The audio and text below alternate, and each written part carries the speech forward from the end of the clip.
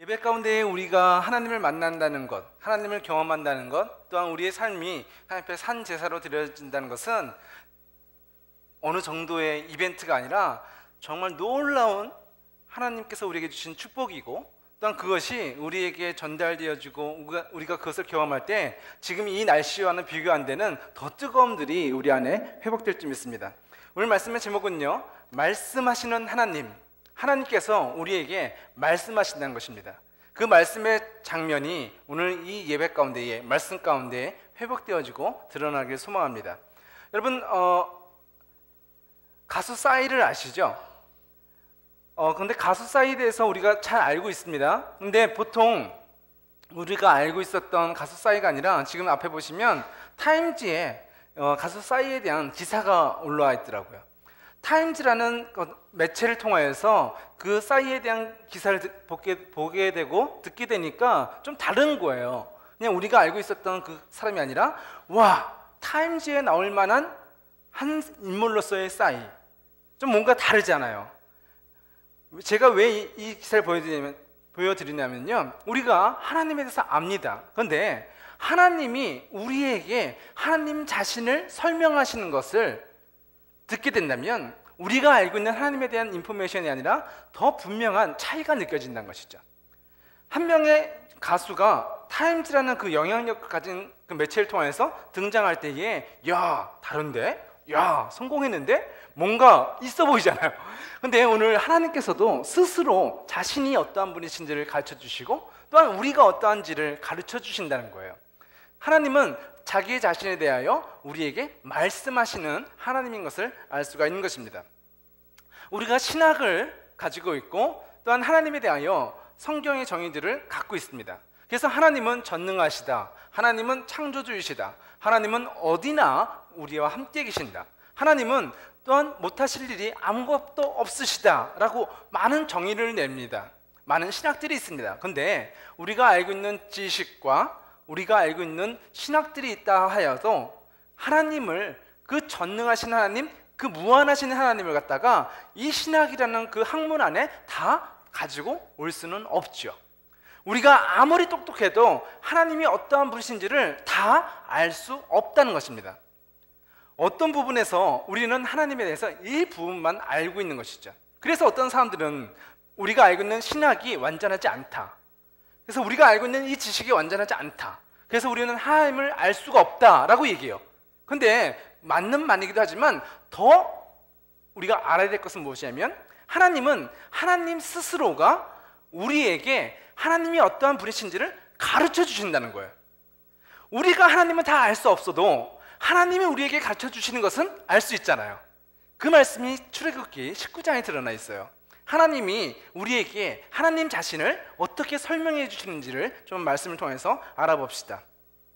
출애굽기 19장 4절 말씀 보면, 너의 모두는 내가 이집트 백성에게 한 일을 다 보았다라고 얘기하고 있어요. 하나님께서 이집트에서 이스라엘 민족을 구원하시려고 어떤 일을 하셨는지를 이스라엘 민족들이 너희가 알고 있다라고 얘기한 거예요. 너희들이 지금 이집트에서 나와서 광야와 모든 시내산까지 지금 이곳에 오기까지 어떤 일이 있었는지 보았지 않니? 그게 바로 내가 한 일이잖아 라고 말씀하시는 거예요. 우리 삶 속에 내가 지금 지나온 이 일들이 우연의 사건이 아니라 하나님은 뭐라고요? 내가 그 일에 간섭하였고, 내가 그 일에 계획하였고, 내가 그 일에 너에게 하나님의 은혜를 허락해 주었다. 너의 삶이 우연이 아니라 나의 은혜로 된 것이다. 그것을 알아라 라고 가르쳐 주시는 거예요. 맞습니다. 하나님, 지금까지 내가 살아온 이 여정이 내가 노력해서 우연히 이루어진 것이 아니라 맞습니다. 하나님이 하시는 것입니다. 하나님의 은혜로 내가 이곳에 지금 서 있을 수 있습니다 라고 고백할 수 있는 믿음의 고백이 저와 여러분의 고백이 되기를 예수님의 이름으로 축원드립니다. 하나님께서는 자신이 하신 일들에 대하여 설명해 주십니다. 그리고 하나님께서 또 보고 계신 것이 있어요. 지금 하나님이 보고 계신 것이 무엇이냐면 4절 후반절에 나와 있는데요, 그리고 독수리가 날개로 새끼들을 실어 나르듯 내가 너희를 어떻게 나에게 데리고 왔는가도 보았다라고 얘기하고 있어요. 하나님께서는 우리를 데리고 오실 때에, 우리를 인도하실 때에 어떻게 했다고요? 우리를 안아서 품고 오셨다라고 말씀하고 있는 것입니다. 하나님께서 우리에게 주신 하나님의 은혜들, 그것은 우연이 아니라 하나님의 계획 가운데에, 사랑 가운데에, 하나님의 섭리 가운데에 놀랍게 진행되어져 왔고, 하나님이 우리의 모습 하나하나를 보고 계시다라고 얘기하고 있는 거예요. 우리에 대하여 하나님이 관심을 갖고 계시다는 것이죠. 세상의 여러 민족 가운데에 내가 너를 지명하였고, 내가 너를 주목하고 있고, 내가 너를 관심 있게 함께하고 있다라고 성경은 우리에게 그 모습을 가르쳐주고 계신 것입니다. 하나님은 우리에게 자신이 어떠한 분이신지를 말씀하십니다. 하나님의 관심은 무엇이라고요? 하나님을 믿는 저와 여러분에게 하나님의 포커스가 꽂혀 있다는 것을 가르쳐주고 계신 것이죠. 또한 하나님은 하나님에 대하여 가르쳐주시면, 또 두 번째로 하나님은 우리가 누구인지에 대하여 말씀하십니다. 하나님은 말씀하시는 분이신데 자기 자신에 대하여 우리에게 가르쳐주세요. 그리고 그 하나님의 음성을 듣고 있는 너희들이 어떤 사람인지에 대해서도 가르쳐주시는 것입니다. 내가 생각하는 내가 아니라 하나님이 말씀하시는 나, 여러분이 생각하는 여러분 자신이 아니라 하나님이 생각하시는 여러분에 대하여 말씀하고 계신다는 거예요. 여러분이 여러분 자신 스스로를 아는 것도 중요하지만 더 중요한 것은 오늘 출애굽기 19장에서 하나님은 여러분을 어떻게 생각하시는지에 대하여 우리가 알아야 된다는 것이죠. 내가 누구인지에 대해서 말씀하실 때에 19장 6절 말씀 보면 하나님은 여러분을 제사장 나라라고 얘기하고 계십니다. 거룩한 백성이다 라고 얘기하고 있는 거예요. 여러분은 어떤 사람이라고요? 저는 키가 얼마고요, 저는 남자고요, 나는 어디 학교에 다니고 있고요, 어디가 집이고요, 내가 좋아하는 것은 무엇이고요. 맞습니다. 여러분은 그런 걸로 설명될 수 있죠. 그런데 하나님은 여러분을 갖다가 여러분의 혈액형, 키, IQ, 지식, 재산으로 얘기하지 아니하시고 여러분을 무엇이라 부르시냐면 거룩한 백성이다 라고 얘기하고 있어요. 너희는 거룩한 백성이야, 너희는 내 거야 라고 설명하고 계신다는 것이죠. 하나님은 하나님의 거룩한 백성을 삼기 위하여 이스라엘 민족들을 노예라는 그곳에 둔 것이 아니라 이집트에서 불러내어 하나님의 백성으로 바꾸신다라고 말씀하고 있는 것이죠. 너희가 이 세상에 살고 있지만 내 것이기에 너희는 거룩한 백성이야 라고 말하고 있다는 것입니다. 또한 두 번째로 하나님께서는 우리가 어떠한 자녀인지를, 어떠한 사람인지를 가르쳐 주실 때에 첫 번째는 우리는 제사장의 나라요 거룩한 백성이라 말씀하시고, 또한 거룩한 백성이기 때문에 어떻게 살아야 한다는 것을 가르쳐 주십니다. 5절 말씀 보게 되면 이제 너희가 내 목소리를 듣고 내 언약을 지키면 너희는 모든 백성 중에서 나의 보물이 될 것이다 라고 얘기하고 있어요. 어떻게 살아야 된다고요? 내 목소리를 듣고. 거룩한 백성은 하나님의 목소리를 듣고 사는 백성이라고 얘기하는 거예요. 내가 똑똑해져서 내가 죄를 안 짓고 내 행동을 깨끗하게 해서 거룩한 백성이 아니라, 거룩한 백성은 무엇을 해야 한다? 하나님의 목소리를 들어야 한다라고 말씀하고 계신 것입니다. 우리가 어떻게 살아야 된다는 것을 말씀하실 때에 너희는 내 말을 듣고 살아야 된다라고 얘기하고 있는 것이고, 또한 하나님의 말씀을 지키는 자가 거룩한 백성이다 라고 얘기하고 있는 것이에요. 하나님은 말씀하시는 분이십니다. 하나님 자신이 어떠한 분이신지를 가르쳐 주시고, 하나님께서 우리를 얼마나 사랑하시는지, 우리에 대하여 얼마나 관심을 갖고 계신지를 말씀해 주십니다. 두 번째, 하나님은 나에 대해서 말씀하십니다. 내가 너를 어떻게 생각하고 있는지에 대해서 가르쳐 주시는데, 너는 거룩한 백성이다, 너는 모든 백성 사람들 가운데에 제사장의 나라다라고 하나님께서 우리를 설명해 주세요. 그리고 그 제사장은, 그 거룩한 백성은 하나님의 말씀을 지켜 살아가는 백성이다라고 우리에 대하여 가르쳐주고 계신 것입니다. 그 하나님께서 이제는 언제 말씀하시는가에 대해서 우리가 좀 더 이번엔 구체적으로 알기 원하는데요. 하나님은 언제 그런 말씀들을 주실까요? 하나님이 어떠한 분이신지, 또한 우리가 어떠한 삶이고 어떻게 살아야 되는지를 언제 말씀하시는가? 하나님께서 말씀하실 때가 있는데 그것은 죄가 없는 사람에게, 죄가 없는 자에게 하나님의 음성을 들려주신다는 것입니다. 출애굽기 19장 9절에서 15절 말씀을 보게 되면 12절에 이렇게 얘기합니다. 너는 백성의 둘레에 경계선을 정해주어 그 백성이 그 경계선을 넘어오지 않도록 하여라. 백성에게 산으로 올라와 가지도 말고 산 기슭을 밟지도 말라고 일러라. 누구든지 산 기슭을 밟는 사람은 죽을 것이다 라고 설명하고 있습니다. 이스라엘 민족들이 이집트에서 나오고 이제는 광야에서 지금 어디에 도착했습니까? 시내산, 하나님의 말씀을 받게 되는, 십계명을 받게 되는 그 시내산에 왔습니다. 하나님께서는 그들을 거룩한 백성이라 말씀하시고 그들에게 말씀하고 계시죠. 그런데요, 오지 말래요. 이 시내산에 백성들이 들어오지 못하도록 막으래요. 왜요? 우리는 거룩한 백성인데. 맞습니다. 그런데 하나님께서 우리에게 무엇을 경고하시냐면 너희 안에 죄가 있는 자가 하나님 앞에 나오면 죽을 것이라고 얘기하고 있는 거예요. 하나님은 우리를 구원하기 원하십니다. 우리를 하나님의 백성으로 이끌어 내놓으셨습니다. 그리고 우리를 만나신다고 얘기하십니다. 그런데 지금은 아니래요. 하나님께 나아갈 수 있는 방법이 필요한데 하나님의 음성을 들으려면 어떠해야 된다? 죄가 없어야 된다라고 얘기해요. 죄인이 하나님 앞에 나아가게 되면 그 죄로 말미암아 죄의 싹은 사망이라는 것이 말씀이 이루어져요. 죄인이 하나님을 보게 되면, 하나님의 음성을 듣게 되면 어떻게 돼요? 죽어요. 그렇기 때문에 하나님께서는 우리를 만나기 원하시지만 죄가 있는 자는 나올 수 없다, 나오지 못하도록 모세로 하여금 백성들을 막아라 라고 명령하고 계신 것이죠. 로마서 6장 23절에 죄의 싹은 사망이요 하나님의 은사는 그리스도 예수 우리 주 안에 있는 영생이다 라고 얘기하고 있어요. 죄로서는 하나님 앞에 나아갈 수 없지만 하나님께서는 또 하나의 방법을 주시는데 예수 그리스도를 주셨다라고 얘기해요. 죄가 있는 백성이 하나님 앞에 나아갈 수 있는 유일한 한 길이 있는데 그것이 바로 예수 그리스도다라고 얘기하고 있는 것이죠.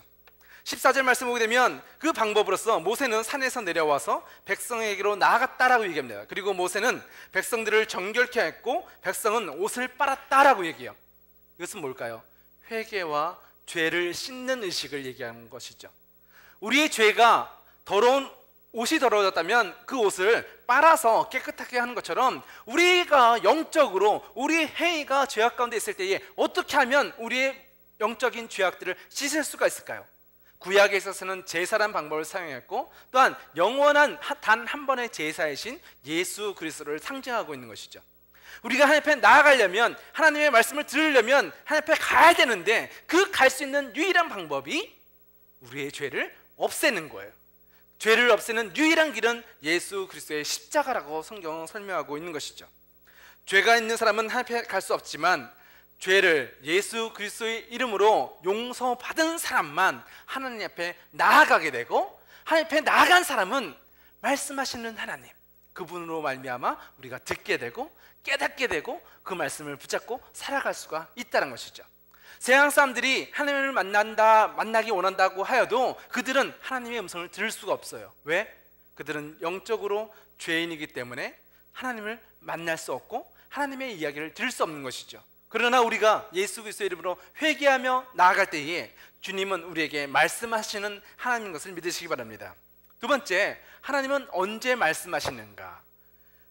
19장 15절 말씀 보게 되면 모세가 백성에게 말했습니다. 셋째 날을 준비하시오, 여자를 가까이 하지 마시오 라고 얘기해요. 이게 무슨 말일까요? 하나님 앞에 나아갈 때는요, 어떤 성적인 관계를 해서는 안 된다라고 얘기하고 있는 거예요. 근데 여기서는 하나의 섹스만을 얘기하는 것이 아니에요. 여기서 뭐라면 당신이 정말 원하는 것이 무엇입니까? 하나님을 만난다, 하나님을 만나고 싶습니다, 하나님의 음성을 듣기 원합니다 라고 얘기하지만 정말 네가 원하는 것이 무엇이냐고 묻는 거예요. 정말 네가 세상의 것들보다 하나님을 사랑하니? 내가 좋아하는 여자나 남자보다 정말 하나님을 사랑하니? 하나님을 만나기 원합니다 라고 얘기하지만 전화 왔어. 그래? 알았어, 갈게. 예배? 뭐 안 가도 돼. 그 정도의 모습이잖아요. 내가 무슨 바쁜 일 있으면 하나님을 만나기 원합니다. 예배는 어떤 장소죠? 하나님의 음성을 듣는 장소잖아요. 하나님의 말씀을 듣는 거잖아요. 그것보다는 내가 하는 일에, 내가 좋아하는 것에 더 마음을 뺏기잖아요. 하나님은 말씀하시는 하나님이세요. 하나님은 하나님이 어떠한 분이신지 우리에게 말씀하세요. 또한 하나님은 어떻게 나에 대하여 어떻게 생각하시는지 말씀하세요. 근데 어떤 사람에게? 내가 세상도 좋아하고 하나님도 좋아하고 이것도 좋고 저것도 좋고 세상이 좋기 때문에 하나님을 내려놓는 그런 사람에게 말씀하시는 것이 아니라 여자를 가까이지 말래요. 이것은 여자가 나쁜 존재다, 남자가 나쁜 존재다, 그런 얘기가 하는 게 아니에요. 정말 내가 내 중심에서 정말 좋아하는 것이 무엇인가? 내가 정말 하나님을 듣기 원하는가? 하나님의 음성을 붙잡기 원하는가? 그래야 된다는 것이죠. 세상과 하나님을 겸하여 섬길 수 없다라고 얘기하는 말씀이 여기에 있는 거예요. 그래서 하나님을 앞에 나오는 사람들은요, 세상의 다른 좋아하는 것들을 버려야 되는 거예요. 세상을 버린 사람만이 하나님의 음성을 들을 수 있다라고 얘기하는 것이죠. 세상의 소리도 들으면서 뭐라고요? 이렇게는 들을 수가 없다는 거예요. 세상의 것들을 버리고 정말 주님, 나는 주님을 원합니다. 주님, 나는 하나님의 음성을 듣기 원합니다. 그 사람만이 들을 수 있다라고 성경은 말씀하고 있는 것이죠. 어떻게 하나님의 말씀을 들을 수 있다고요? 죄가 없는 사람만, 예수님의 이름으로 용서받고 하나님 앞에 나아가는 사람만 하나님의 음성을 들을 수가 있고, 두 번째, 하나님의 음성을 듣기 원한다. 나도 갖고 싶은데, 이 정도의 것이 아니라 전심으로 세상의 모든 것을 다 버려두고 난 주님이 필요합니다, 난 주님의 음성을 듣기 원합니다 라고 간구하는 자에게, 사모하는 자에게 하나님은 그 음성을 들려주신다라고 성경은 증거하고 있습니다. 여러분은 하나님의 음성을 듣기 원하십니까? 좋겠다, 그 정도의 것이 아니라 목숨을 걸고 하나님을 만나기로 사모하는 자가 되시기를 예수님의 이름으로 축원합니다. 그 사모함으로 나온 자들에게 하나님은 오늘 이 시간 하나님의 음성을 여러분에게 들려주실 것입니다. 내가 진짜 원하는 것은 하나님과 하나 되는 것입니다. 내가 진짜 원하는 것은, 우리의 영혼이 정말 사모하는 것은 세상의 성공이나 세상의 어떤 즐거움이 아니라 하나님을 아는 것이고 하나님의 음성으로 말미암아 살아가는 것이 우리에게 가장 큰 영적인 소망인 것입니다. 세 번째, 이제는 그 말씀을 듣는 자가 되었을 때에, 그 말씀이 우리 안에 들려질 때에 우리에게는 어떠한 변화가 일어나는가? 말씀을 듣는 건 그렇구나, 은혜 받았다, 깨달았다, 그 정도의 것이 아니라는 거예요. 하나님은 우리에게 말씀하시는데 그 말씀이 우리 안에 이루어지면 변화의 능력이 나타난다는 거예요. 하나님의 말씀이 우리에게 선포되어질 때에 그렇구나, 그러네, 그 정도의 메모하는 정도의 것이 아니라 우리의 삶이 변화가 일어난다는 거예요. 병든 자들에게는 치료의 역사가 나타나고, 마음에 상처 있는 넘어진 자들에게는 소망이 생겨지는 것이고, 정말 죄로 말미암아 하나님 앞에 갈 수 없던 죄인들이 이제는 하나님의 자녀로 바뀌어지는 변화의 역사들이 나타난다는 것이죠. 그 말씀이 어떤 모습인지 한번 보십시다. 16절 말씀을 보게 되면, 셋째 날 아침이 되었습니다. 산 위에 짙은 구름이 끼면서 천둥과 번개가 쳤습니다. 그리고 굉장히 큰 나팔 소리가 울려 퍼지자 진에 있던 모든 백성이 두려워 떨었습니다 라고 얘기해요. 하나님의 영광이 그 신의 산에 임하니까 어떤 일이 일어나죠? 산이 흔들린다는 거예요. 바위가 흔들린다는 거예요. 모든 백성들이 그 산을 보면서 번개를 치는 것을 보면서, 산이 진동하는 것을 보면서 하나님이 저기 계시구나, 그것을 보고 아는 것이죠. 이 예배는 어떤 자리입니까? 하나님의 영광이 임하시는 자리예요. 그런데 우리의 예배에는 아무런 변화가 없어요. 이건 무슨 일이죠? 하나님은 말씀하시는 하나님이시고 하나님의 영광이 우리 가운데 임하신다고 얘기했어요. 근데 구약의 출애굽기 19장에서는요, 하나님의 임재가, 하나님이 신의 산에 오시니까 산이 흔들리고 하늘이 흔들리는 거예요. 이걸 못 느껴요? 며칠 전에 지진이 일어났을 때도 밤에 저희가 한번 깜짝 일어났거든요. 3.5도? 4.5도의 지진, 이 정도의 것이잖아요. 집이 지금 이 정도의 것으로 우리가 잠을 자다도 깨잖아요. 그런데 지금 이 출애굽기 19장에서는요, 하나님의 임재가 일어나니까 하늘이 흔들린다라고 얘기해요. 근데 우리의 영혼은 그런 일이 있었어? 난 모르고 잤는데? 이러고 있다니까요. 우리 예배는 하나님이 임재하시는 자리인데, 찬양 가운데 우리 영적인 지진이 일어나야 되는데, 하나님의 말씀을 들을 때에 우리 심령이 지진이 일어나야 되는데, 우리가 기도할 때에 하나님의 성령의 임재를 통하여서 우리가 불과 같이 변화되어야 되는데, 기도했었어? 언제? 찬양했었어? 아까 무슨 소리 들리더라. 이게 뭐죠? 하나님의 임재가 있는데도 우리 안에는 변화가 없다는 것이죠. 하나님은 말씀하시는 하나님이세요. 그리고 그 말씀이 우리에게 임하면 우리 영혼이 지진이 일어나는 거예요. 하나님의 말씀이 내 안에 임하시면 내가 세상에 사로잡히고 좌절과 얽매임과 고통 속에 붙잡히다, 하나님의 말씀이 임하시면 그 모든 결박들이 끊어지는 사도행전의 역사가 나타나야 되는 것이죠. 우리 심령 안에 붙잡힌 것이 있다면 하나님의 말씀을 듣기를 사모하십시오. 주 예수 그리스도의 이름으로 나아갈 때에 여러분의 심령 안에 하나님의 성령의 역사가 오늘 지진과 같이, 하늘의 흔들림과 같이 여러분의 안에 나타나기를 예수님의 이름으로 축원드립니다. 하나님의 영광이 임할 때에 이스라엘 백성들의 표정을 보십시오. 그들의 감정 상태가 어떤 것이죠? 하나님이 우리 가운데 오셨다. 어떤 느낌일까요? 참 감사하다. 하나님이 내 편이야. 하나님이 나의 구원자셔. 너무 기쁘잖아요. 그런데 기쁨도 있지만 정말 우리가 기도하니까 하나님이 응답하셨어. 기쁘잖아요. 근데 기쁨도 있지만 이스라엘 백성의 모습에는 또 뭐가 있죠? 두려움이 있어요. 하나님은 가장 우리를 사랑하시는 분이시고 예수님은 또한 우리를 친구라고 불러주세요. 하나님은 창조주 하나님이시지만 또한 우리에게 어떤 분이시라고요? 친구라고 얘기하고 있는 거예요. 가장 가까운 분이라고 얘기하고 있는 것이죠. 가장 가깝기 때문에 기뻐요. 행복해요. 즐거워요. 그런데 그 창조주 하나님을 직접 우리가 뵐 때에 우리는 두려워한다라고 얘기하는 거예요. 예배를 나올 때 여러분이 기쁜 마음으로 나옵니다. 찬양할 때 감사함으로 찬양합니다. 또한 우리 마음속에 이 예배 자리에는 뭐가 있어야 된다고요? 기쁨도 있어야 되지만 두려움이 있어야 되는 거예요. 하나님을 두려워하기 때문에 우리의 행위를, 우리의 모습을 단정해야 되는 것이죠. 하나님의 영광이 계시네. 하나님 오셨네? 내가 늦으면 안 되지. 그런 모습들이 있어야 되는 것이죠. 근데 우리가 예배 나올 때 어때요? 3시가 다 됐네? 천천히 가도 돼. 보통 우리 그러지 않아요? 앞에 뭐 찬양하니까 설교할 때 들어가지 뭐. 그러지 않아요? 왜? 하나님의 말씀 기쁨이고 편안함이지만 두려워하지 않는 거예요. 하나님을 두려워하십시오. 그것이 신앙이에요.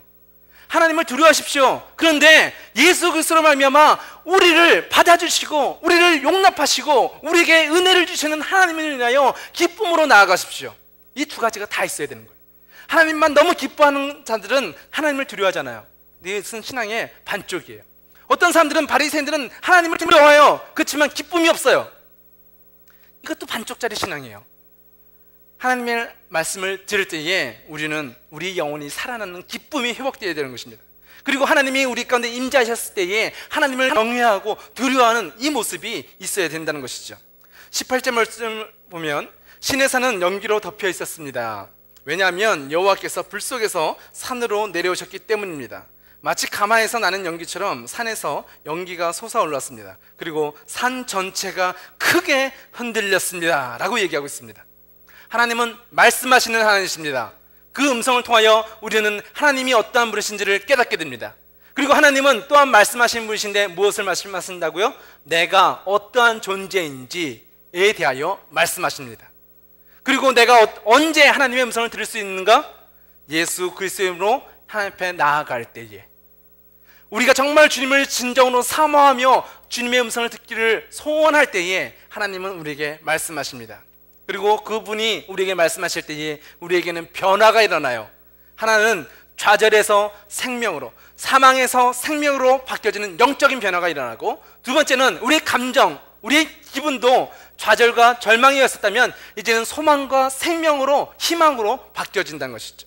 우리 육체도 질병 가운데에, 우리의 결박 가운데 있었다면 우리 육체도 하나님의 말씀 가운데에 해방, 치료함을 얻는 그 변화가 일어난다는 것입니다. 하나님의 말씀이 임하실 때에 우리에게는 변화가 일어납니다. 오늘도 이 예배의 자리가 하나님의 임재의 자리인 것을 믿으신다면 여러분 심령 안에 변화가 일어나기를 예수님의 이름으로 축원합니다. 그것은 우리의 지식이 조금씩 성장하는 학습의 결과를 얘기하는 것이 아니에요. 하나님의 말씀은 능력입니다. 천지를 창조하신 하나님의 말씀의 능력, 또한 하나님의 임재 가운데에 산이 흔들리고 하늘이 흔들리는 하나님의 권능의 자리가 바로 이 예배의 자리라는 것이죠. 하나님은 우리를 말씀으로 고치시는 하나님이십니다. 하나님은 그 말씀으로 우리를 구원하시는 하나님이십니다. 그 말씀이 육신되어 오신 예수 그리스도, 그 이름을 날마다 부르며 찬양하는 이유가 바로 여기에 있는 것이죠.